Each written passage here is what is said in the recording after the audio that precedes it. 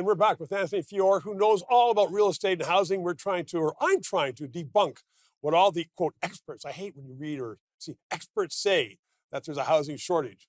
And they've been saying that for ages. Politicians are saying, well, we're going to fix that. They've done nothing about it. The federal government said we're going to have these goals and new Minister of Housing, nothing. So really, just before the break, the question to you, is it the municipalities who are thwarting the development of new housing? It's all levels of government, but they're the worst offender. Because they charge so damn much. Yeah, in my opinion, they would be the worst offenders. Now, you have progressive mayors, like the mayor of Toronto, who has done probably everything she possibly could to get more housing built.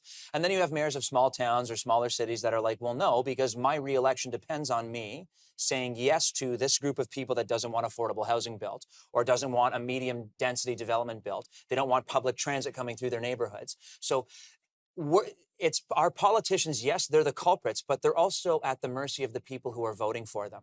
So if you are the mayor of like, I don't want to pick any municipality, so we'll just call it Stephen LeDrewville, we'll call it. Because Stevensville is whatever. So it's we'll call Newfoundland, And there's one in the town of Fort Erie. So there's the Stephen LeDrewville. So if you want to get reelected and you have a whole swath of your constituents that say, I don't want a city bus coming through my neighborhood. I don't want to live behind a 5-floor development that's going to provide more housing units and more revenue to the coffers. You're going to agree with them because you want to get reelected. It's all about getting reelected. It's never been about building housing. It's all about buying and selling. So you're blaming the purchaser. Of which? Of potential purchaser of housing, that they are so particular, they are so coddled, they are so specific that we can't get really general housing going on. Well, if you bought a home in the suburbs, okay, you probably bought there because you don't want to live by highfalutin, high-density developments, which I can understand because I grew up in a neighborhood that was very similar to that. My parents didn't build their house in 1985 next to an apartment building because they didn't want to. And what people get scared of when these new pronouncements come, like 4-plexes and 6-plexes, do you really think that a 6-plex is going to go next door to my mother's house? No, we have rules. We have variances. Then she can have her son living beside her. I'm sure she would love that. We're Italian. She cried when I left, okay? I'm sure she would love that. But this is what I'm trying to say. I always try to get at. These announcements are not going to really be going in my mother's neighborhoods.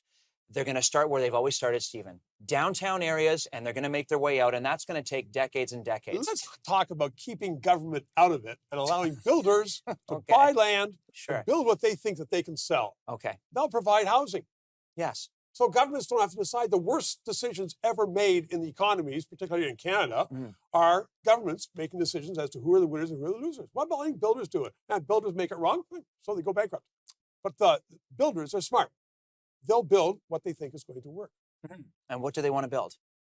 Whatever's going to work. They want to build $1 million houses. They want to build $1 million detached houses. And outside of the city, outside of the cities, they do. People are going off $1 million houses, and they don't. I don't know who can afford it. Maybe you can. You're in real estate. But they're also moving from urban areas into small towns. Why? Because it's safer. Generally safer. Okay. So the markets are disappearing in the big areas, and they're going into, small towns. Yeah, but if you were to ask a developer who is building a subdivision, they don't want to build $500,000 affordable housing developments. They want to build $1 million houses because they make money. Why would you get into the business if you don't want to make money? I appreciate that. They can make money on a $500,000 house. I am so old. A $500,000 house could be a big house. Not in 2025. So here's the thing.